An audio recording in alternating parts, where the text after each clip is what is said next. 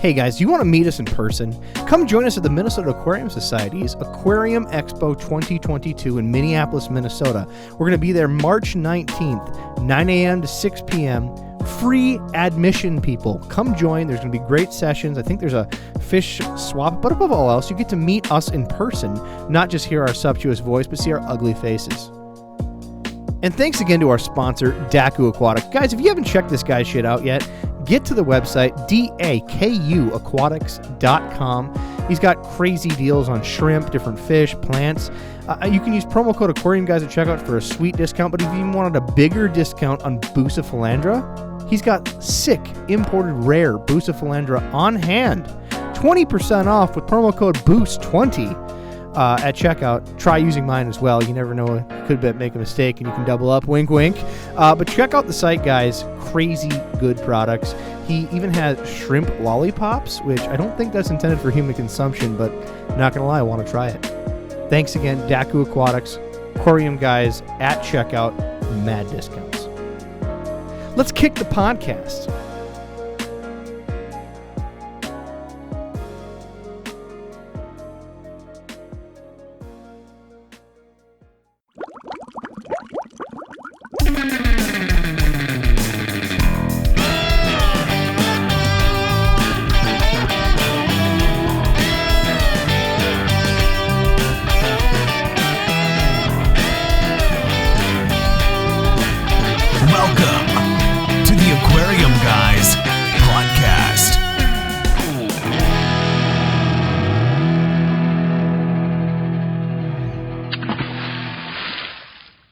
All right, guys, I brought you to this quicker podcast between other episodes because we have an emergency. So for said emergency, we don't even have Jim and Adam here. They're on vacation. I have a temporary replacement co-host, Dabby. You have been on, what was it, like episode 13? We went to West Virginia. You rescued a bunch of fish, and now you've come to live in Minnesota, so welcome. Thank you so much. It's been a while. It's been a hot minute. It really has. A hot minute, but we have emergencies happening, so back to track here. We have Bob Likens from PJack here on the phone. Bob, thanks for coming back on, buddy. Oh, hey, thanks for having me again. I had a great time last time. Well, we don't mean just to invite you when doom and gloom happens, but I mean, being a lobbyist, you have to keep us informed about important things in our pet trade. Yeah, this is kind of the gig for me. I've accepted that. Sure. Well, Bob, before we get going too far, I'm just going to get a little information about who you are in case this is the first podcast people are listening to with you in it, what you do, and what the news of the day is. So first of all,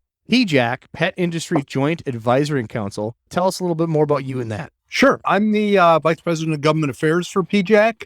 We are legislative and regulatory arm of the responsible pet trade. So we engage exclusively on laws that affect the pet trade and regulations that might be coming out of the government at the state or local level that would affect the pet trade. We also actually do get involved with CITES, the Convention on International Trade in Endangered Species, for international issues that affect the trade. Wonderful. So again, being that guy that represents the pet industry, can you tell us a little bit about why we've gathered here today and what's threatening us as of late? Sure. I'm sure everybody has heard that the Competes Act, which is working its way through Congress, the way it came out of the House of Representatives had a bunch of language in it that would have amended Lacey. And when you talk about amending the Lacey Act, you talk about having a lot of impact on the pet trade because it has a lot to do with importation of plants and animals. So I'm not going to lie. In preparedness for this conversation, because we got to get the word out to people, because it seems this already passed the House, I have a Werther's Original here just to calm myself during this. And I think this is not going to quite cut it after hearing that. I mean, dealing with issues where your hair is on fire is unfortunately a part of this world. But this is a case where the language moved through the House very quickly, and the way it's written would really have a dramatic impact. Luckily, this is not language we've seen for the first time, so we have engaged the Senate in particular on some of this language in the past. So we've already started building some relationships, making some friends up on Capitol Hill to let them know just how damaging this could potentially be to the broad pet trade and particularly herps and aquatics. So part of this here, Bob, is as I'm kind of going around and I'm trying to catch myself up on this a little bit because it's been roughly a week. Me and Robbie have been sitting here talking about some of this. Well, that and I mean, listeners, this is the first time they've heard about it as well. Yeah. So as we come into this, is this something I know as we looked, it was kind of maybe more leaning towards a party line type deal? And what does that outlook look like when you're talking about making friends on Capitol Hill? Hopefully it's not red or blue. I mean, that's the last thing we need with the pet issue, but Yeah, I know, but I mean, when you're getting into this, I mean, this seems to be something that was the amendment that came through. I think there was, I can't remember how many, but there was a bunch of amendments that were added onto this Competes Act. Am I correct in that? You are. And they were hundreds of them were voted in together in what they call en bloc. They just lumped them all together, said, we're going to vote on the amendments. So yes, and you're right. In this case, it was very much a party line vote. I think one Republican voted for it and one Democrat voted against it in the House. Otherwise, it was straight party line. But that's not really surprising in this case because the bill is not about the Lacey Act. The bill is about being more competitive with China. They just shoved some Lacey Act language into that bill. So the party line vote doesn't really surprise us because this wasn't a vote about the pet trade. This was a vote about a bill that had a lot of the Speaker of the House, Representative Pelosi's pet projects in it. So it's not surprising that this came down to a party line vote on the House side. We expect it to be different in the Senate. The issue right now is now that that bill has come out of the House and been sent to the Senate needs to decide what to do with it. And there are a couple things they could do. They could say, okay, we're going to take up the House bill, House Resolution 4521, and we're going to debate that and vote on it. The other thing they could do is they could say, we're not going to do anything, but that's unlikely. But the last thing that they could do is they could say, look, we passed a bill like this last year. In June of last year, they passed Senate Bill 1260, the U.S. Innovation and Competition Act. So what they could say is they can go back to the House and say, look, we've already passed a version of this. Now you've passed a version of this. We're going to set up a conference committee, and the House and the Senate will both assign some members to that committee, and we're going to negotiate out the differences. That is very likely what will happen. And jumping ahead of myself, the reason we have not put out a new call to contact your senator, contact your representative, is because the Senate hasn't made a decision on what they're going to do yet. As soon as they do, we will be sure to let everybody know very quickly what we need them to do in order to defend the trade. This seems to me as if this is going to go to a committee type approach, like you mentioned there in the end of everything. And if that was to go to a committee type approach, you're reaching out and things of this nature at this point. What does that look like for you on your end moving forward in this interim while we're waiting to find out what the Senate does? Well, on our end, what it looks like for us while we're waiting to find out is we're getting ready for any eventuality. We're doing all the writing we have to do to be prepared no matter what they decide. Because once they do decide, there's not going to be a lot of time to do anything. Once they take it up, they'll do it quickly. Getting back to basis for people that are just jumping into this, the amendments, the Lacey amendments that they're suggesting, what does that look like in the real world if that were to pass? What's the repercussions that we're seeing, the enforcements of those amendments? Sure. Well, there are a few that really would have a big impact. The first one is, as things stand right now, species essentially get blacklisted from coming into the U.S. if they're considered injurious or invasive. And the Department of Fish and Wildlife has a list of species that can't come into the U.S. This bill would change it to a white list. And what that means is nothing can come into the U.S. unless it's on their list. So they would have to build a list of every species that's allowed in. And they'd have to train inspectors in how to identify those species. I mean, can you even imagine that with doing it with corals? Because you can't look at a coral and determine what it is. You realistically have to do DNA testing to do it. So the whitelist idea is a huge non-starter for the trade. As you guys know with aquariums, the fish that are popular, particularly with marine tank keepers, change over time. We've been dealing for years with a whitelist in Maine, and they wrote that whitelist in the mid-'70s, and we haven't been able to get them to add anything to it since. And aquarium keeping has changed a little bit since the 70s.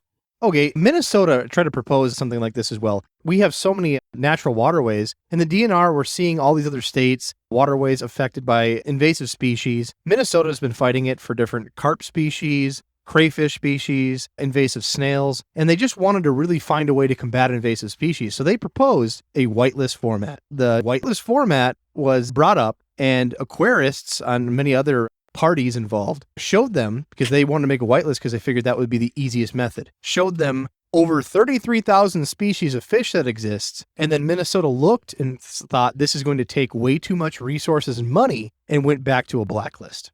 It was a huge deal up there. One of our members and a member of our aquatic committee, Rick Preuss, was very involved in that. And Minnesota actually passed the law and had a whitelist. Yes. And we had one of our members send them a list of 25,000 fish and said, these are what are in the trade. And they backpedaled, and the sponsor of the original bill actually helped us to get the law changed from a whitelist to a blacklist. So the stores and the hobbyists in Minnesota had a huge impact in getting that. But can you imagine if that had stood? And can you imagine if now, just to get into the United States, it had to be on that list? Oh, absolutely. And it makes sense that there are species harmful to bring in. So, I mean, we're not just petitioning here, talking to the podcast of how this is doom and gloom and they should let every fish species in.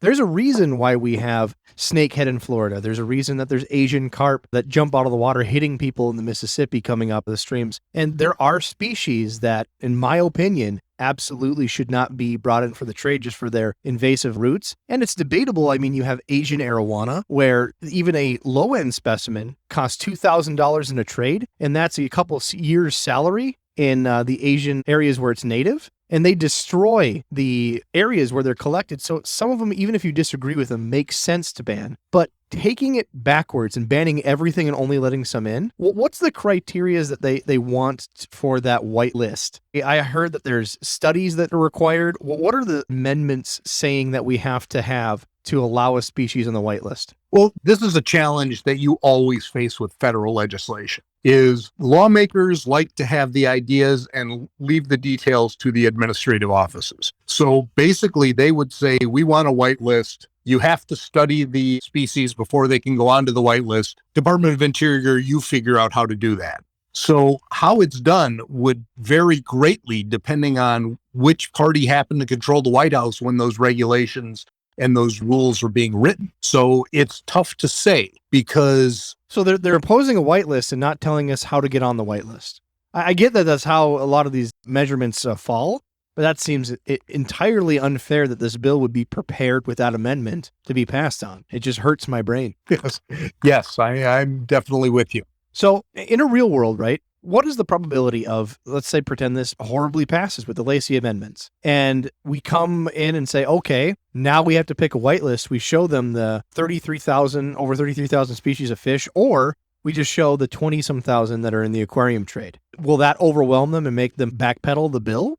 Or because this is a federal bill and it's not done at a local level, it's not as lucky as Minnesota was, that we're just stuck with it now? Yeah, I think it's far more likely that the agency, the U.S. Fish and Wildlife Service, would study each of those species, and they'd start with the ones that are most common in their trade and work their way down based on the volume that are traded. The government agencies are not likely to go back to the federal government and say, you made a mistake when you made this law. They are going to do their best to interpret it and enforce it and implement it. The big challenge is, one of the other things this bill does is vastly expands the authority of the U.S. Fish and Wildlife Service. So you've got a species, whether it's invasive or not, you've got a species that's not on the white list.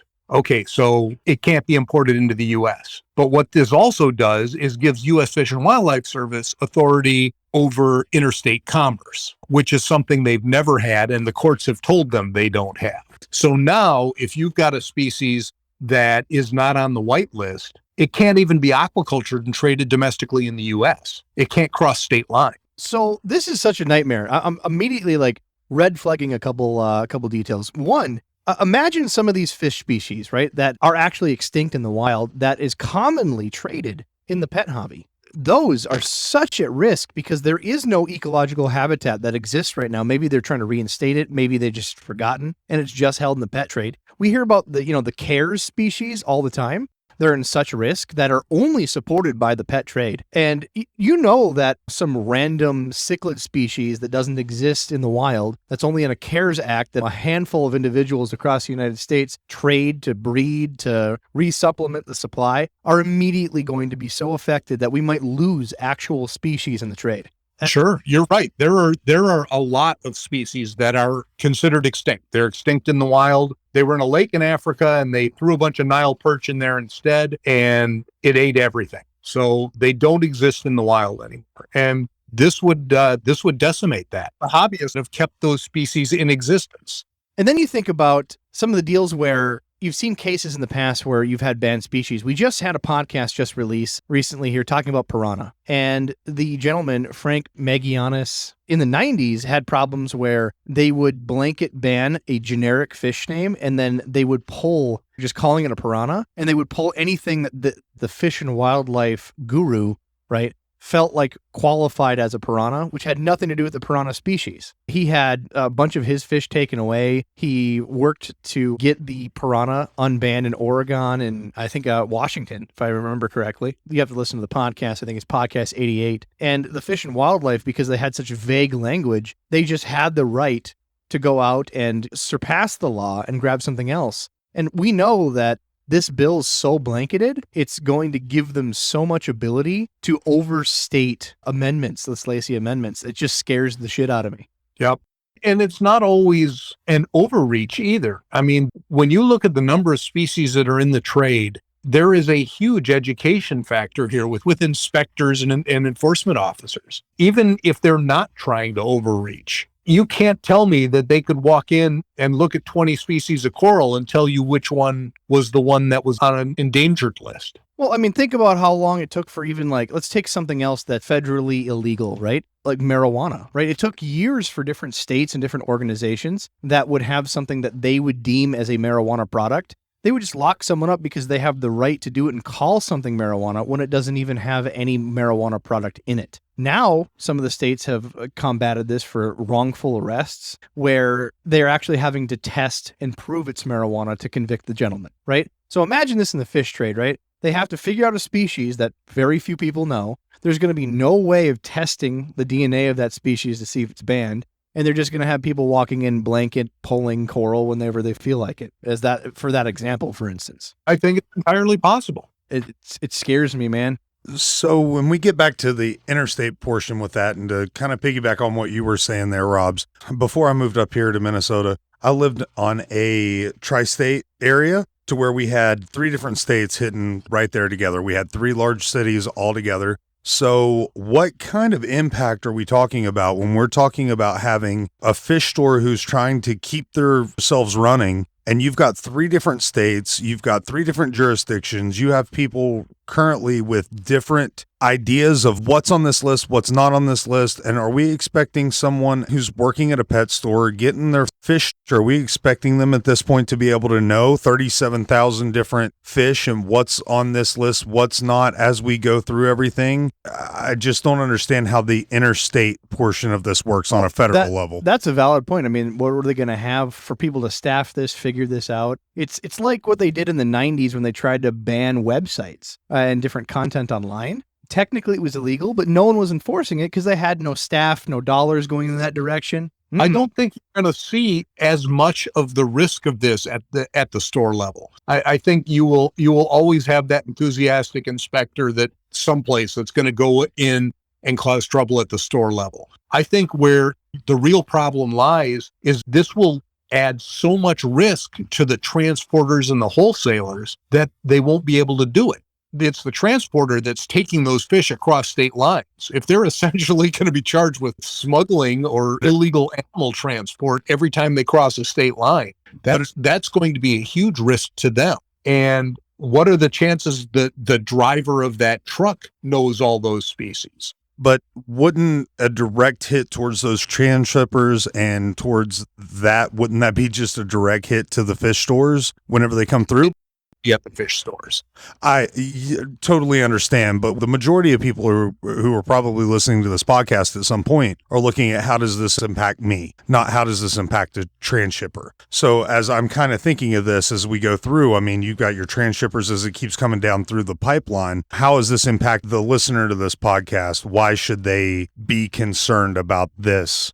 Not so much, the direct hit there. I know we understand that to that certain level, but so we have a whitelist banning the species. The species can't be imported. We'd be left in this. I hate to use the word, but we're on doom and gloom tonight. Post-apocalyptic fish market. Yeah, where they only have Florida breeders and you can't transport across these state lines anyway. But even with Florida breeders, if it's on this list, then at the end of the day, we're not going to be able to get that fish anyways. Correct? It's a whitelist. It doesn't. If it's on the list, we might. If it isn't on the list, like everything else, then we're going to see even common species disappear. So what are we looking at?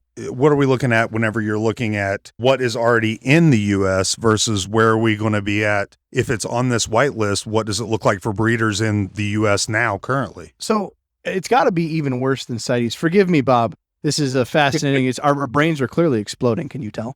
It's even worse than the CITES list, and I think some of the CITES list is definitely necessary. Don't get me wrong, I'm not going to just say the CITES list is horrible, but let's pretend like zebra pleco, right? Zebra pleco were banned because they're only coming out of one river. They don't breed that fast. They're extremely expensive fish, and because of the price, the ecological system could have been decimated given they were still allowed to be imported. So the United States on the CITES list banned the importation of zebra plecos, but the ones we had on hand in the United States could still be bred, still be traded. The price skyrocketed and it was harder to find zebra pleco, but eventually we had a stabilized market of people spending, $250 per zebra pleco, and we had our own little supply in the United States left over. This is even worse because it's giving that, like Bob said, that state to state border, you can't cross state lines. So now we have even worse hope of a species like that being affected. You can't transport them. I have a friend, he's been on the podcast. He has a zoo. He legally has lemurs, right? Ringtail lemurs like you see on Madagascar. Yeah. And he can't transport them across state lines. And there's only a handful of people in Minnesota that have these. So eventually they're going to be inbred because, again, they swap between each other. There's only so many species left. They're inbreeding lemurs because they can't get new bloodlines because it's a state border. Fish are going to be affected the same way. That's kind of where I was going with that and what I was thinking, because sitting right there on that tri-state area, I've got most of my pet stores. I've got one in that area, and then I had 4 other pet stores that were in 2 different states. So being able to pull from that whole gene pool and what that looked like, now as a breeder, I'm sitting on the tri-state area, and where I've been going for X amount of time being able to supply these other pet stores to be able to supply these other areas, now I can't drive 15 minutes to go drop off guppies at this point, Bob, whatever the case may be. Bob, I'm hyperventilating. I'm out of Werther's Originals. Help me, Bob. I've been where you are. I've been dealing with this a little longer. And here's my biggest worry with all of this. Is the U.S. Fish and Wildlife Service, when it comes to the tools they have in order to deal with a potentially invasive species, they've really only got one, and it's a hammer. They don't have a lot of nuance that they can employ. They can ban things or they can allow them. That's really it. So if you've got a species that is highly invasive in Florida, it would not be able to be on the whitelist. Right. Now, if you live in Florida, lionfish are a very big concern. If you live in Minnesota, lionfish are not a big concern. Not a lot of saltwater bodies that are warm enough for a lionfish in Minnesota. So let's make an argument, Bob, right? Let's make an argument that we could do common sense banning, right? So let's pick one that I agree with, right? I'm a big fan of the dojo loach. We giggle, we call it a penis fish in the podcast. It's a really hardy species. New tank lovers like their cold water species. We're in Minnesota, right? And it gets 40 below here. It should kill species, but the dojo loach thrives in these type of climates where they have frozen lakes and streams. And we've seen places in lakes in Michigan where that particular species gets released by accident and then takes over a lake and stream. So immediately Minnesota added it to the ban list because they've seen what it does. They use common sense and seen that the species thrives in that area, and they made a logical decision to ban it. However you may love the dojo loach, I have literally one dojo loach left with a receipt before they banned it, after which I can't I can't purchase anymore, right? Because it's a risk to the ecological system. However, on the counter argument, there's ones that they never expected. In Minnesota, we have a red swamp crayfish. Red swamp crayfish are a tropical species that unaccidentally got released in one of our lakes, and they adapted to the Minnesota winter climate. Never expected, never seen before. It's hard to predict some species, but you know for a fact that other species do not survive in Minnesota, so it's much less of a risk. So it's not an exact science. It should keep evolving, but that doesn't mean that we should just ban everything and then work backwards to see what we can release. It's such a harmful effect. I would go a step beyond that. I would say that you're right. In order to be a responsible pet trade, you have to acknowledge when something presents an undue risk of being invasive, and you have to make sure it doesn't come in. But the environment, the climate varies so much across our country. This is something that's done very well by the state. And that's my concern, is that too many of the people who've spent too long in federal government think all solutions are federal. I'm not going to go on some tirade about states' rights or anything, but this is a case where the states are different enough that it makes sense to have the states decide what is and what is not allowed within them. I mean, it just makes sense. Things in Texas will work in Minnesota. Some things in Minnesota won't work in Texas. It's a different climate, different status. There's reasons why my area shouldn't cover this and another area can. I mean, that's logical. And you also have to accept that no matter what you do and what system you put in place, there will be mistakes that happen. I mean, I grew up in Madison in Wisconsin, and I remember that Wisconsin tried to control the algae in the lakes by putting carp in the lakes because they thought that the winters would kill the carp off. Right. Not so much algae, but the carp are still there. So a good risk assessment does have to be done, and we're a big supporter of that.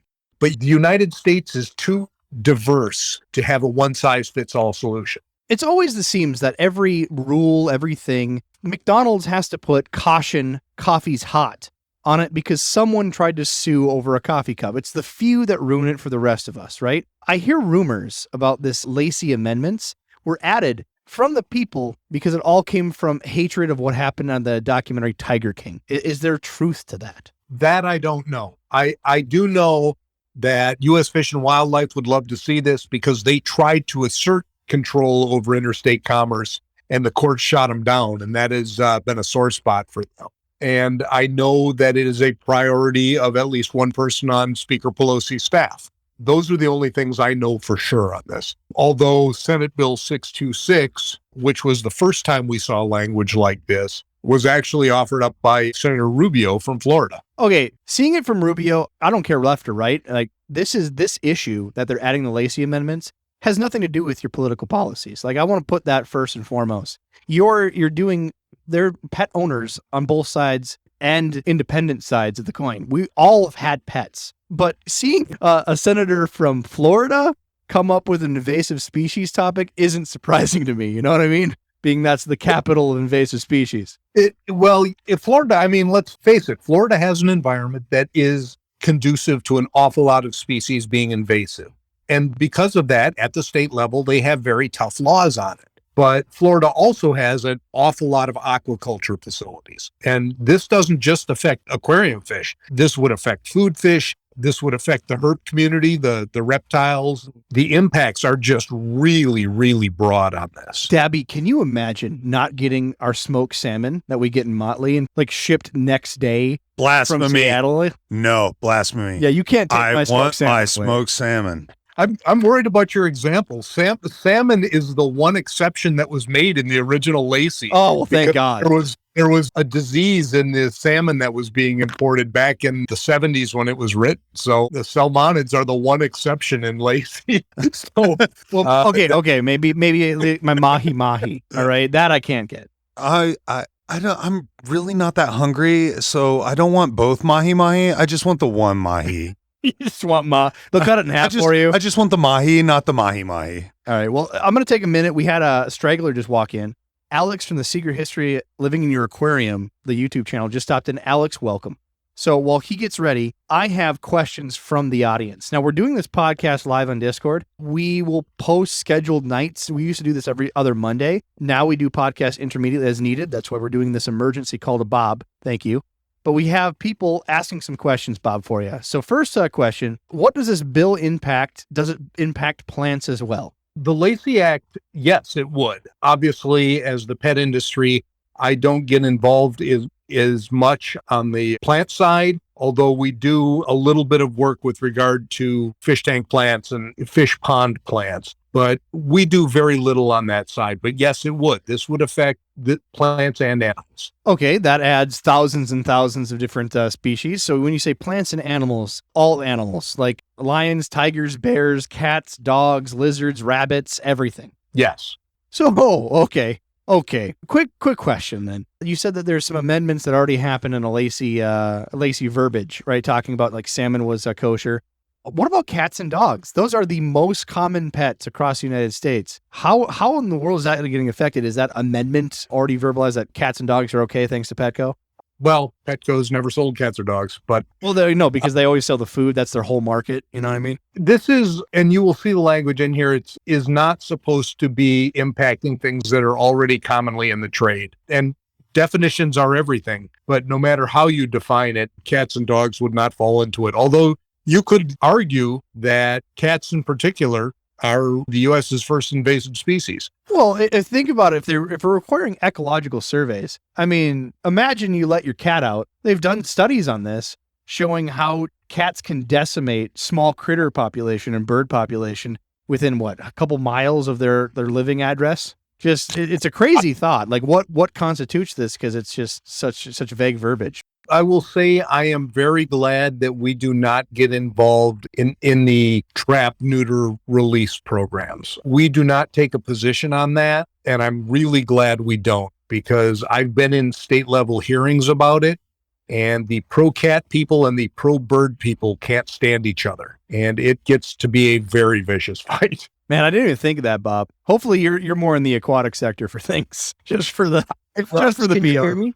Yeah, I can hear you, Alex. Welcome. Oh, okay. Thank you so much. Yeah, the thing that I'm listening in and, thanks for having me, but I was listening in and obviously the minimum quantities defined and whitelist versus blacklist and all those definitions that are so vague is what worries me. But I just want to kind of impress one thought on everybody, which is when you make laws, you don't just make them for the team you're on. You make them for the next team up to bat too. And so even if you think that this law is great and it regulates things and it makes it so that, okay, we need to regulate most species, maybe I only want 100 species, you could get an administration that guts this Secretary of the Interior or swaps it out with some person who's extremely pro-pet and all of a sudden legalizes all dojo loaches everywhere, and, or whatever. So it's just so vague that it doesn't even outline either side of things. And for the future to come, laws just need to be understood well and not just, like the guest said, a hammer to hit every nail. It's just not the best tool. You need a screwdriver, a hammer, pliers, everything,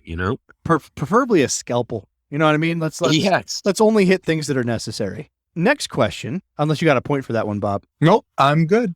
All right. Next question. Is it true that as a federal bill, anything injurious in one state would prevent it being added to the whitelist, aka everything's invasive in Hawaii, and that would spread across to the rest of the country? That is my concern. The language is not that well spelled out, and it would come down, I think, to the U.S. Fish and Wildlife Service and Department of Interior interpreting it. And my understanding of the limits that the Fish and Wildlife Service has with regard to those tools we were talking about is that, yes, if it's invasive someplace, it can't make the whitelist. And that's a huge problem. And that's why states already have their own blacklists. And that's why Hawaii has such stringent requirements on importing any animal. Well, it also outlines that it includes Puerto Rico specifically. So I would assume Guam and the Solomon Islands also, which if you include that's every species of fish from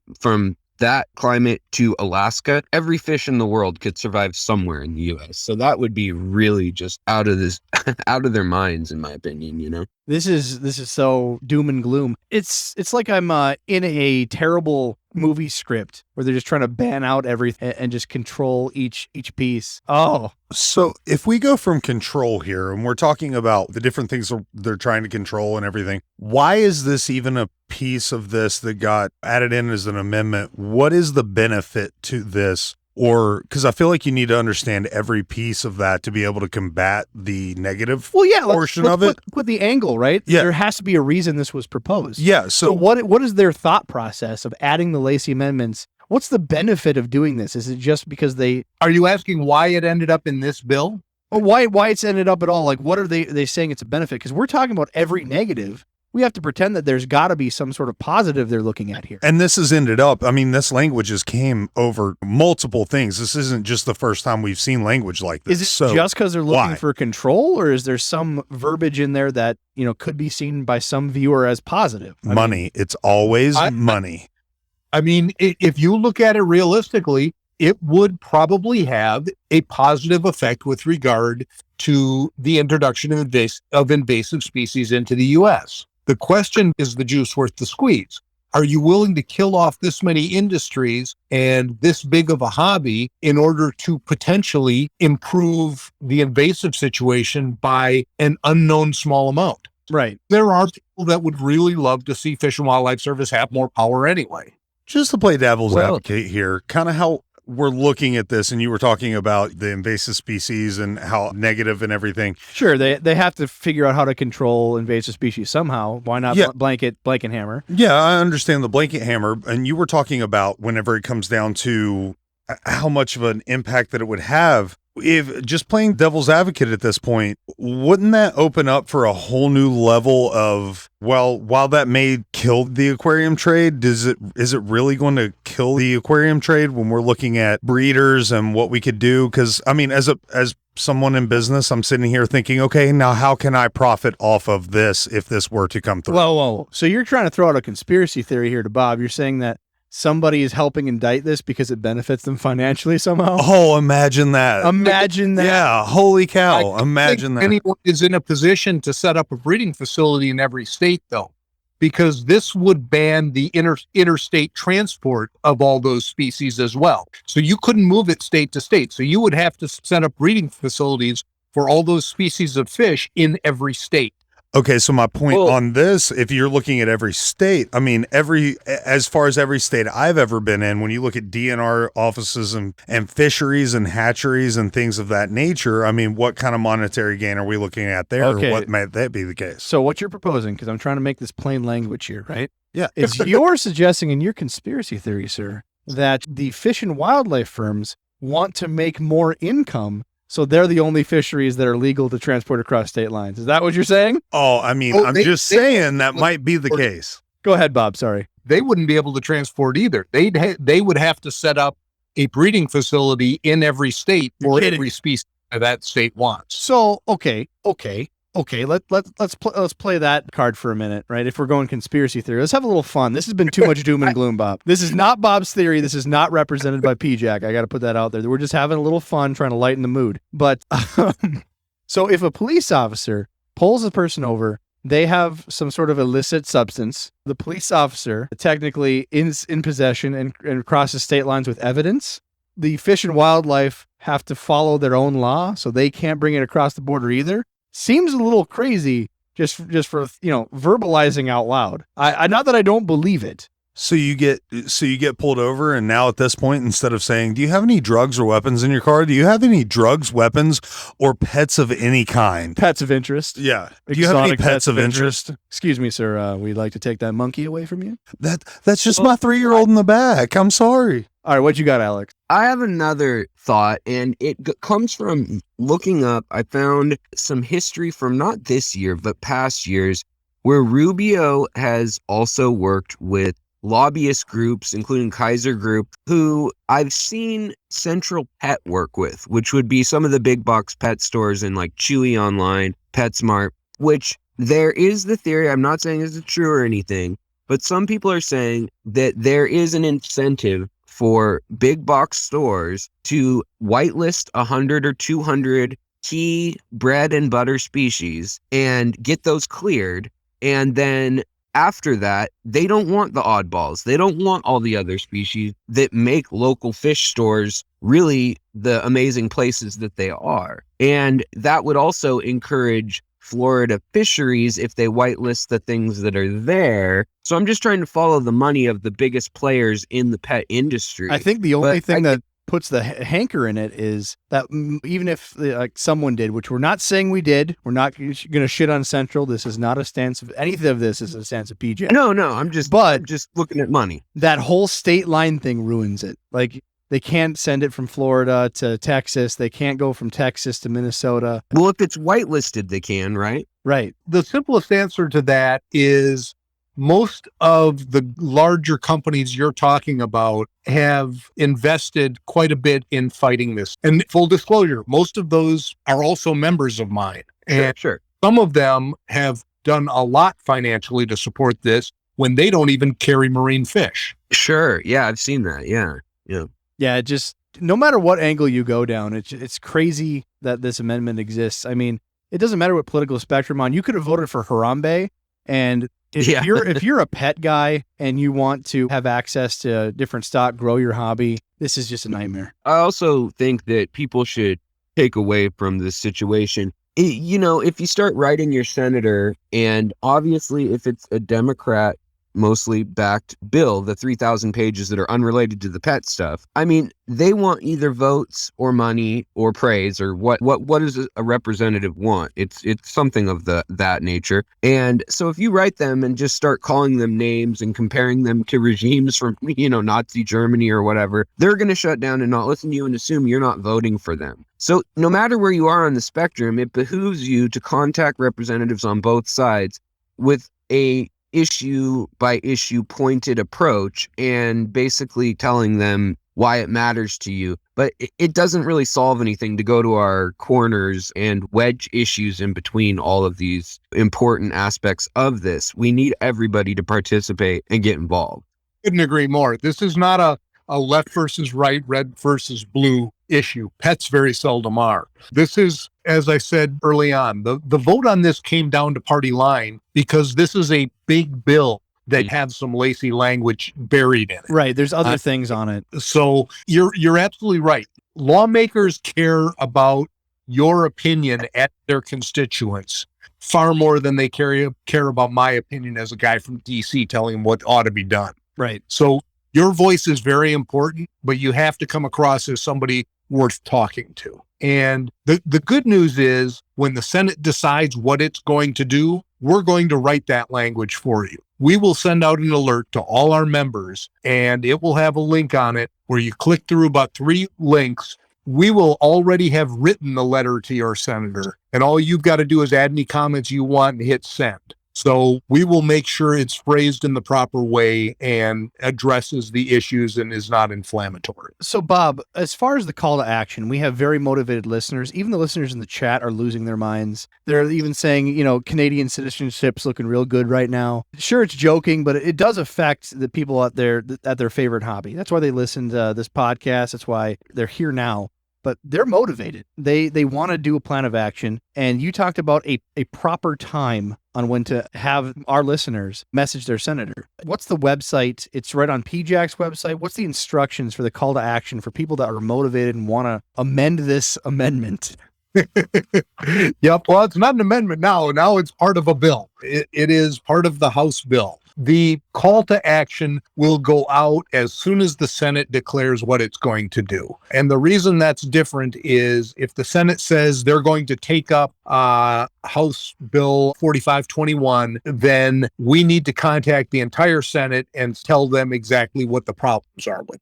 If they say we're going to conference and we're going to try and work out the differences between our bill and their bill, then we need to contact the conferees, probably on both the House and Senate side, and let them know what our problems are with the bill. And then if that doesn't work, then we reach out to the full Senate. Because if we reach out too soon, they're not going to read it. They have a lot of things competing for their attention, and they're not going to look at it until they know it's an issue for them. So until it goes to conference, they're not going to care. But once it does, we've got to be fast. Well, let's simplify this call to action because, Bob, you work this every day. This is your core responsibility of keeping up with this, notifying the public, representing PJAC, trying to get these represented as for our pet trade. But most people listening to this, they got day jobs, kids, children. It's going to be hard for them to keep up besides some Google News feed that may or may not get fed to them. So what I'm going to do, I'm going to put your PJAC website link in the podcast show notes. Please visit them. They will have instructions on how to contact your senator. They'll notify you on your website, I'm assuming, of the appropriate time, right, Bob? Yep, it will be posted on the website. The other thing I would do that could be really important for this is I would go to your fish stores, the place where you get your fish supplies, and I would ask them if they're members. Because when this happens, we will send out a blast to everyone on our membership list telling them, do this right now. And if your store is a member, they can get that to you. So I would strongly encourage you to encourage your stores, and any store owners that are listening here, encourage your suppliers and your shippers to be PJAC members so they get the word in time. Wonderful. I'll have the link for that in the show notes as well, so you can help support PJAC directly, become a member, have your store become a member, and then follow that link that we have in the show notes. Check it. Send yourself a reminder. Check it once a day. These things act fast, and we definitely need your articulate response that shouldn't have to do with anything about red and blue. It has to do with our hobby. Scary stuff, Bob. Scary stuff. It is. A quick plug for a couple other events that are coming up, because with this issue, I am now going to be in Orlando for Aquashella, and I'm going to be at Global Pet Expo. So, and actually at the World Aquaculture Association meeting at the end of this month. So if any of your listeners are at those shows and want to bend my ear or want to ask me other questions, I will be available at all of them. Wonderful. So I'm going to finish up questions here so we can go through the list. There was some notes. Actually, Alex even put some additional notes, and people got more questions about minimum quantities imported in the last year. There's some verbiage there. Have you studied that line in the amendment any? Here is the really discouraging part. That means whatever the U.S. Fish and Wildlife Service decides it is. Oh, no. I feel like this whole amendment thing is nothing's defined. It's kind of shot at the hip, and now we're all shitting our pants. I hope those Werthers aren't sugar-free. They are sugar-free. Oh, no. I've got to leave this room. That's the worst. I've got to leave this room. Okay, for those that don't know, right, Dabby's mentioning the idea of sugar-free. Have you heard of the sugar-free gummy bears? Apparently only a couple will work like a laxative. Well, sugar-free Werthers cause cartoon flatulence. So I'm on a time schedule that immediately after the podcast, I hope it's after the podcast. You hope it's after the podcast. All right, so Go. A nice long family drive. Long family drive. There you go. Hey, Bob, I kind of wanted to talk to you a little bit. Was if we go back into kind of follow the trail, and we were getting back. No more conspiracy theories? No, not conspiracy Okay, theories. I'm genuinely curious about how this became a thing to start with. You said there was a couple people. You mentioned Rupio, things as we went through there.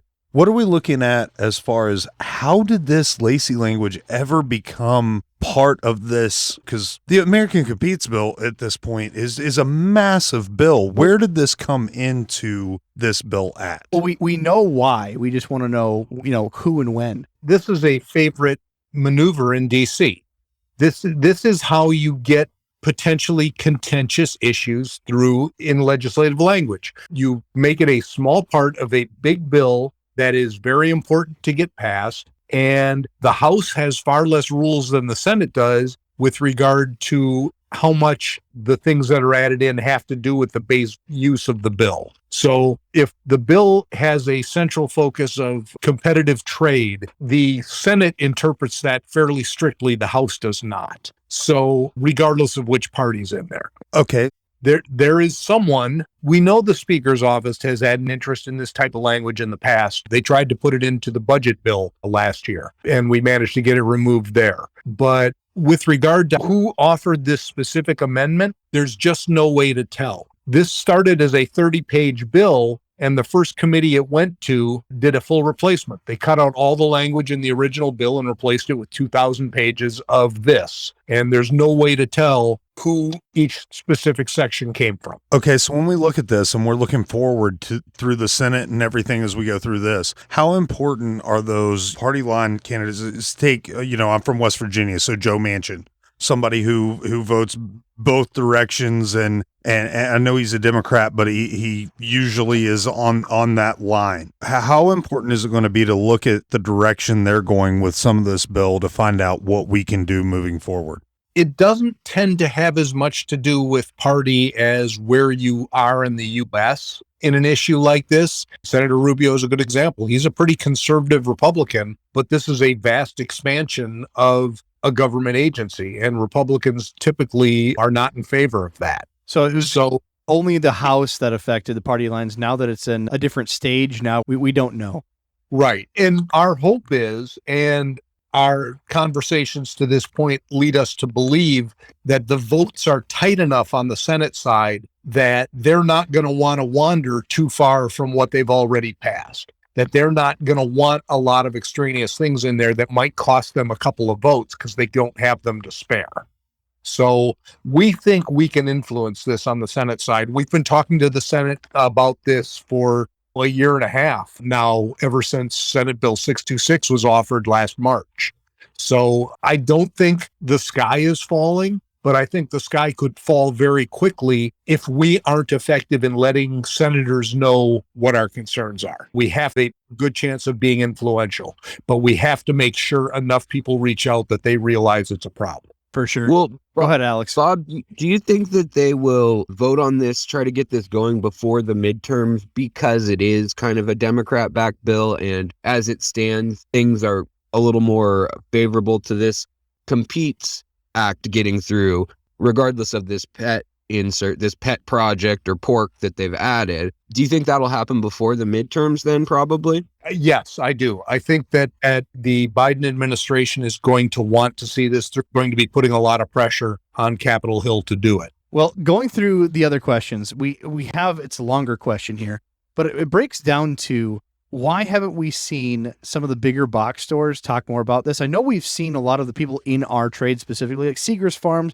We've seen people make stances, talk to your senator, put publications out of how this could affect the hobby. But some of the box stores have not really taken a stance. Is that just because they're corporate, they don't want to take a stance on things, or is there something we're not seeing? Could be a part of it. But I think the bigger reason is they do take a stand on it. They just do it quietly. They do it by being my members and members of my board. Good. And that's their membership dues and their contributions are what fund my staff to fight this fight. Good deal. Now, I was curious, is there any need of fundraising? I mean, obviously, you probably, as a lobbyist group, you always need more funds, and you can always do more with more money. But I'm seeing the amounts that some of these companies are putting up to $100,000, or it's impressive. It's not a small amount. They do care. Like people are asking, why isn't somebody doing something? Well, they are behind the scenes if you look in the right places. So I'm just curious, though, can the average person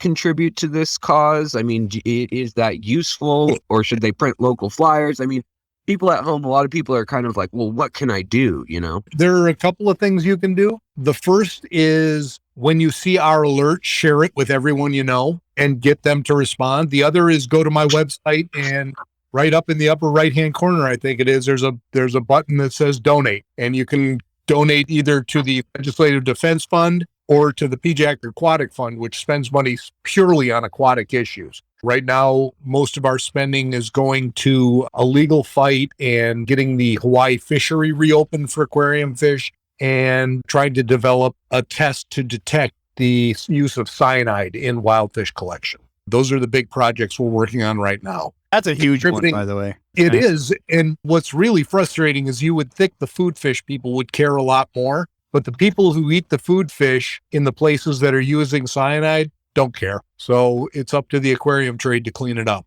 So we're trying to. And we have spent a lot of money trying to develop a detection method, and from there develop a test for the use of cyanide. I know in the freshwater trade, rope fish are one of the most affected.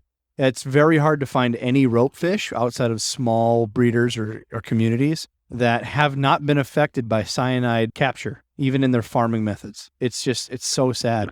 Well, and there's also an environmental level of cyanide from mining and other things certain areas as well. So that can be difficult, probably, I would guess, too. Yes, you're right. The cyanide exposure from runoff, from mining runoff, is a huge thing. But what we found with the last round of scientific testing that we spent about $40,000 on was that fish tend to process cyanide into the cyclothionate very quickly. So it's not in our system that long. So you should be able to, if they're given enough to be captured, you should be able to detect it, but probably only for 24 to 48 hours. So we are continuing to slog down that path and see if we can't get closer to a good way to do it. So I had another question that I think might impress upon people also what we're facing here with this, the possibilities if this passed. So I happen to have worked with some of these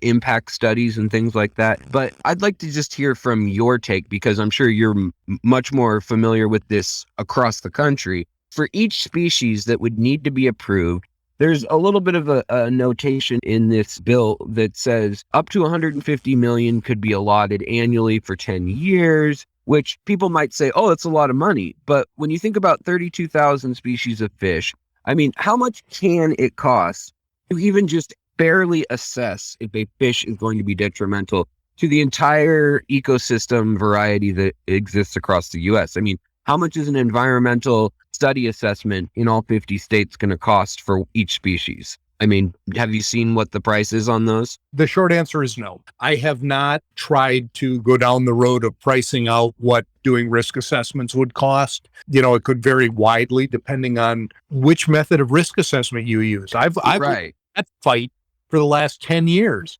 is government agencies fighting over what is an acceptable risk assessment and how comprehensive it has to be. I could spend $150 million studying one fish if you gave me the opportunity to.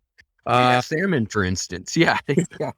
So it could vary widely. And you're right. In the grand scheme of things, that is not a lot of money. Well, that I mean- and this bill amendment, the Lacey amendment, clearly isn't verbed specifically. So it's not going to change with this one magically. Just makes you more nervous. Justin, you had another question.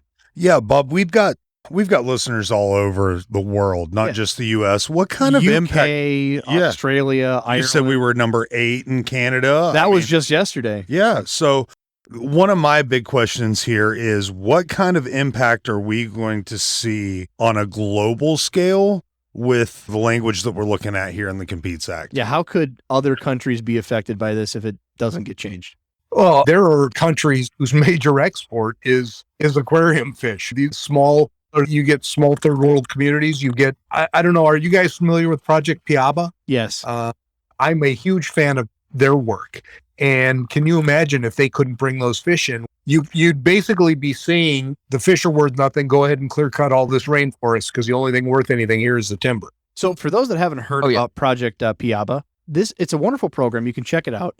It allows people in those South American countries that are impoverished area to humanely, correctly capture fish that don't kill the rainforest, that are probably just going to be part of floodplains and die anyway, and make a solid income while importing really valuable species in for us for the aquarium trade. It's a wonderful program. That would crumble, 100% crumble. I mean, their catchphrase is buy a fish, save a tree, because they provide income in areas where the only other income is clear cutting the rainforest.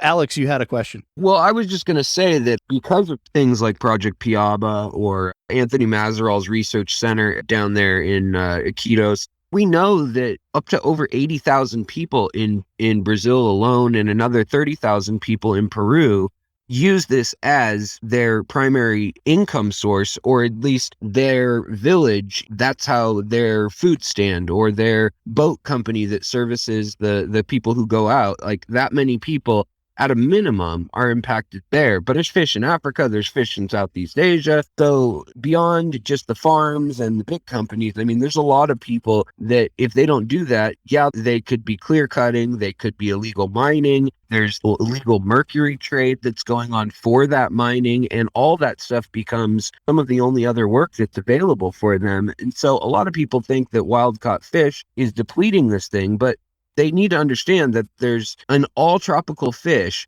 The water rises. It's not a 4-season system. It's a 2-season system. And the water rises and then it falls. And when it falls, oftentimes there's puddles filled with densities of fish that simply die and dry out. That's why they have 400 or 1,000 eggs every time they spawn. And so these people are utilizing that resource, and it is actually sustainable, they've found. So people really should look into each species. There are species that that's not true for, but for the most part, most of our little tetras and the popular species are a pretty sustainable thing in the freshwater trade in many cases. You mentioned Singapore, Alex. I like that one. When I look at import lists with Jimmy, Singapore is a third of all of the lists. It's by far the largest list. I can only imagine the people in Singapore, how that's going to be like the hardest hit. I actually got to go to Singapore and see the fish farms and see the facilities that did the wholesaling and transshipping. And the fish farms are fantastic. And I saw some ponds filled with arowana. But I think part of the reason the numbers are so big in Singapore is that they have such good veterinary inspection there that they know that the fish coming out of Singapore can get into the U.S. because their veterinary inspections are very rigorous. So I think they bring in fish from all over the region that then come out of Singapore to the U.S. Makes sense. Well, yeah, and we start to see places like Singapore that it's a city-state. It's not a large place. It doesn't have a ton of resources. And fish are a relatively high-value resource when you breed the right ones in a small area. So they focus on quality. But, I mean, generally the list goes Singapore and then Japan or Hong Kong, Macau, Vietnam, Indonesia, and the Czech Republic. Those are kind of the big fish exporters and middlemen in the business, but a lot of times you can follow it, and that can be, like you're saying, the secondary market. So the first market could be catching them in the wild, and that supports one group of people. Well, then there's a middleman to the wholesalers, and then there's the wholesalers and the transshippers and the local pet stores. So it's not just one person out collecting fish losing a job. There could be 5, 7, 10 people losing income, jobs, and their livelihood because of some legislation like this. Well, to finish up the questions, I think one last one here. They asked, Bob, how do you sleep at night? Do we all have to pitch in for a massage relaxation weekend after all this is over?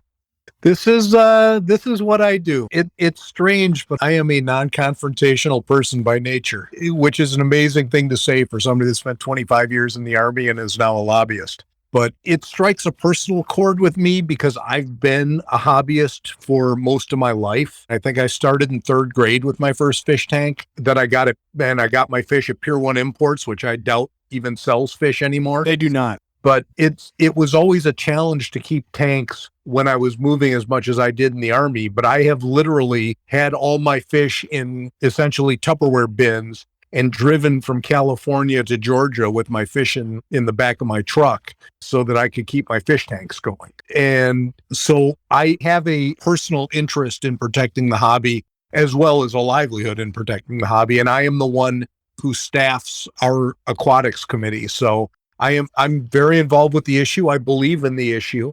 And I'm just trying to fight the good fight. Any resources you can get us, whether it is your name on a letter or a couple of bucks to the Aquatic Fund or to the Legislative Defense Fund, or if you're a store out there or a business out there, for God's sake, join. I mean, we're the cheapest stay in business insurance you'll ever find. Any help is appreciated, but we're out there fighting for what we think is right. Well, for those that are listening, you have 2 options on the table here. We've been talking about doom and gloom. You have 2 options. One, you could immediately take this podcast, go out, buy yourself a bunch of breeding stock and prepare for the worst. Or you can use this call to action, take this information, share with a friend, give the instructions off the PJAC website, and contact your senator when the time is right. Keep watching the website. The links are in the description. Consider donating, having your store become a member. You can become a member yourself. Bob, you're doing the Lord's work. We appreciate you. Dabby, we need a positive spin here. Yeah, so this has been all negative, and I hate the doom and gloom of everything, but we're looking at all these negative things with the Competes Act. Bob, what do we got on, the radar for positive? What are some of the laws, some of the things that we need to be looking for to be able to support moving forward? Give us one story at least, Bob, of something that, PJAC recently did that has made just the biggest benefit. Give us something good, Bob. Give us something good. Rainbow and sunshines, please. Yeah. All right. Well, here's the first rainbow and sunshine. It's not something that's happened yet, but the rainbow and sunshine here is, yes, there is a lot of doom and gloom attached into some language that at first glance doesn't look like that big a deal. But the bottom line is, this is a very winnable fight. We can win this. We just need people to reach out. We just need the resources to do it. This is not, oh my God, it's going to happen. Let's prepare for it. We should not have that hard a time beating this if we get the trade, and in this case, particularly the hobby involved, because the hobby is a lot of people. I mean, there are a lot of fish tanks out there. So if tank owners, if hobbyists, if clubs get involved in this, we've got no problem winning this fight. We just need the help to do it. So that is my biggest ray of sunshine. The other thing I would say is, I guess with regard to big wins we've gotten so far, we have seen there is an act called Preventing Future Pandemics Act. And we have worked with Senators Booker and Cornyn for about 2 years now on continually tweaking the language on that and getting it to a place where, when it was first written, it was written in such broad terms. The way I read it, it probably would have outlawed most of the U.S. seafood industry. But we got it dialed back to where it ought to be. We got it changed to the point where it only affected animals being brought in for human consumption, had no impact on the trade. And parts of that bill are now finding their way into other language. Parts of it found its way into the budget. So we have been successful in doing these engagements when we've got folks helping us out. And it took a lot of folks helping us out with that one too. We do an annual Hill Day where we have our members join us and we go up to Capitol Hill and we meet with congressmen and meet with senators. Obviously, we've done that virtually the last couple of years, but it's been effective. That's been one of the bills we've talked about, and we've been successful with it. So we can, as a trade and as a hobby, have an impact if we get together and do it. The problem is it's too hard to get together to do things. Well, Bob, I appreciate the motivation, the sunshine and rainbows. We need that. Alex, that meme you just posted, it's looks like some sort of a political senator. He's holding a giant aquarium net above his hand at a podium, and it says, "From my cold, dead hands." So we need to spread this meme around, put a link, make this image clickable, put a link to the call to action on PJAC's website, and spread this with your community. Bring it to your fish store. And when the moment's right and we see that on the PJAC website, tell everybody that has a fish. We have to get this cemented. I can't see it. I'll send it to you, Bob. What I'm going to do is I'm going to take that image. I'm going to Photoshop your face on it, Bob, and that's going to be the podcast cover art. So you got to send me a profile pic. We'll get this done. Making me famous. Oh, it is Charlton Heston. Yes, it is. That's a classic. Yeah. Well, Bob, again, thanks for coming on the podcast. Alex, thanks for stopping by. Again, links in the description for how to act, how to help out PJAC moving forward with stuff like this, even in the future. And check out The Secret History, Living in Your Aquarium on YouTube. Link will be in the description for that one as well.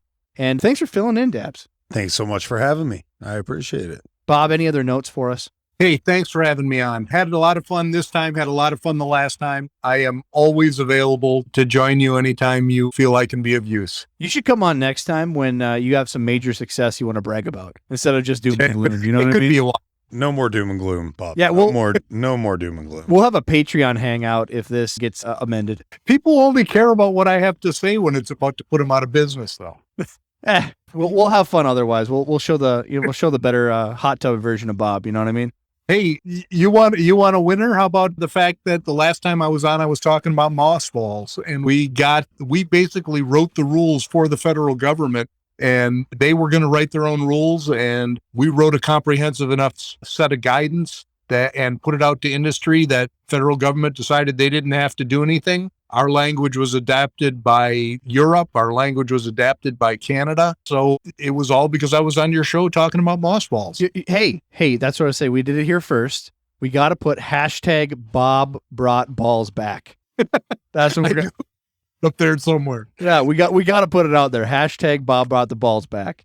That is great news. I didn't know the follow up on that. I've still collected a bunch of moss balls in my state. They finally now let them be brought back in Minnesota. So, Bob, that's amazing. Thank you.